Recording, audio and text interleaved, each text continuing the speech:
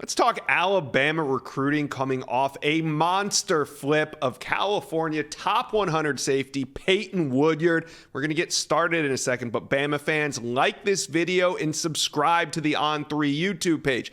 Look at it. We're almost at 100K. Hit that subscribe button for me. All right, let's get it going. I want to bring on my good pal, Tim Watts of BamaOnline. Tim, four-star Peyton Woodyard flips from UGA to Bama. How'd this one transpire, and do you think it caught the UGA staff off guard?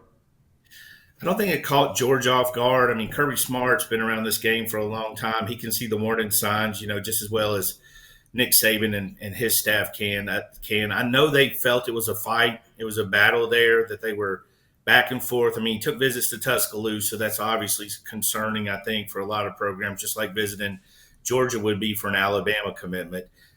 So they knew they were in for a fight. I mean, they put up a good fight and stayed on him really well. And I think it kind of postponed his decommitment a little bit because they did such a good job. But at the end of the day, I mean, Alabama, as he says, where he wanted to be, family connections to Alabama, very close relationship with T-Rob, the defensive back coach. And, of course, Nick Saban was hands-on. And everyone told us on the visit how good of a time, not just he had, but the people with him. And you know as well as I do, that's as important as the kid having a good time. Well, the flip of Peyton Woodyard was one that, a lot of people expected. He's a top 100 prospect. It didn't exactly creep up on people. But then on Wednesday, Alabama flips three-star safety Red Morgan from Florida State. Tim, this one flew under the radar a little bit. What has Alabama's interest level been in Morgan, and how did this go down? They've been recruiting him. I think they were kind of wanting to see a little bit more of him. He came to Tuscaloosa for a 7-on-7. And they got a very unique look at him at the cornerback position. I mean, you see him on his high school tape. He's everywhere. Kind of wondered what his coverage skills might be. They saw enough at 7-on-7 to really kind of move ahead. And it was quiet. This wasn't something that was right up in front of everybody. Mm-hmm. And then he showed up for that barbecue at the end of the year when everybody was getting the guys they wanted to push for on campus. And from that moment on, Alabama's been a legit contender.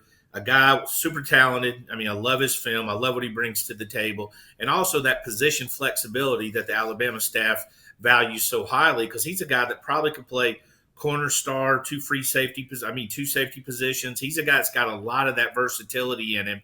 So you're going to be able to see him, find the quickest route to where he can play. What happened this week? Alabama just decided, hey, it's time to complete our secondary class, and they go out and they flip everybody? Why this week? Yeah, I think they're rushing to get ahead of football. They had a day off from practice. They said, commit everybody. We got to go practice next week. And it's funny, Alabama football is that way. I mean, it ebbs and flows where it's so heavy at times.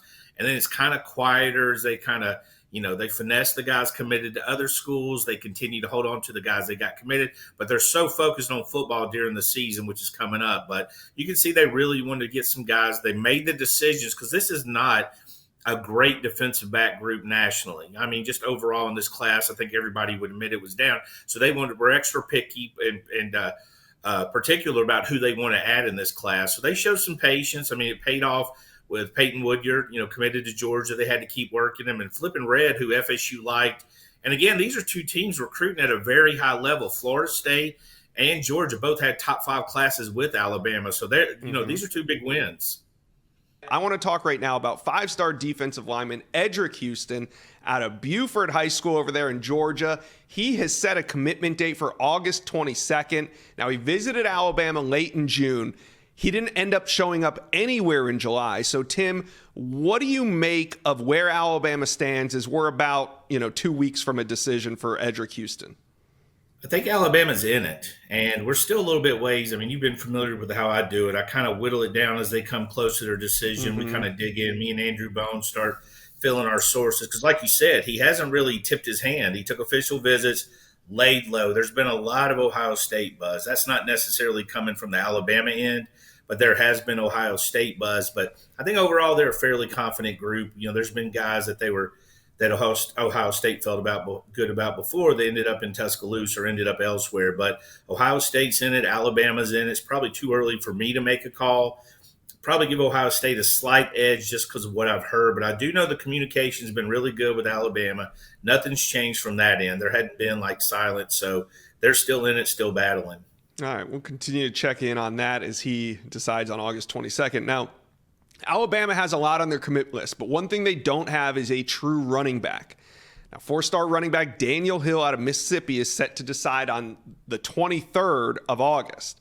He's visited Bama 3 times unofficially. He's also taken an official visit to Alabama, but South Carolina is also heavily involved. Tim, what's your read on this one as we're about 2 weeks out?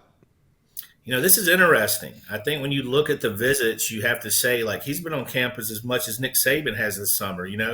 He's in Tuscaloosa a lot, but South Carolina has optimism. They've got playing time. Shane Beamer is the kind of guy that can attract recruits. He's a very energetic young guy, so we've seen guys drawn to that as well. So South Carolina is definitely in it as well. I mean, if you took out some of the stuff I knew, if I'm just the average person, I would think he's an Alabama lock. But I don't think that's the case. I think Alabama's still battling. We didn't expect him to commit early once he set a date, but he's in Tuscaloosa as often as he can be. So definitely the staffs did a good job. And this goes back to his junior year. That isn't just this year. He's been a staple over in Tuscaloosa several times. All right, so Tim, believe it or not, summer is almost over, so I want to know, and Bama fans probably want to know too, who does Tim Watts see as the top remaining uncommitted target on Alabama's recruiting board?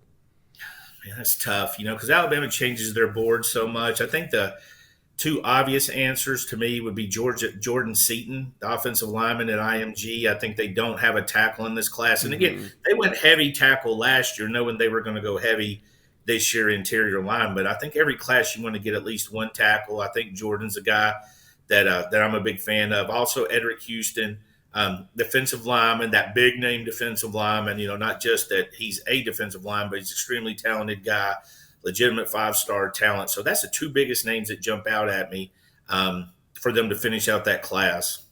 All right, Tim. Well, thanks for checking in with us today on the Inside Scoop, talking a little Bama recruiting. You got it, man. Anytime. Thank you for watching. Make sure you smash that subscribe button for me. And remember to check out all the videos on the On3 YouTube page.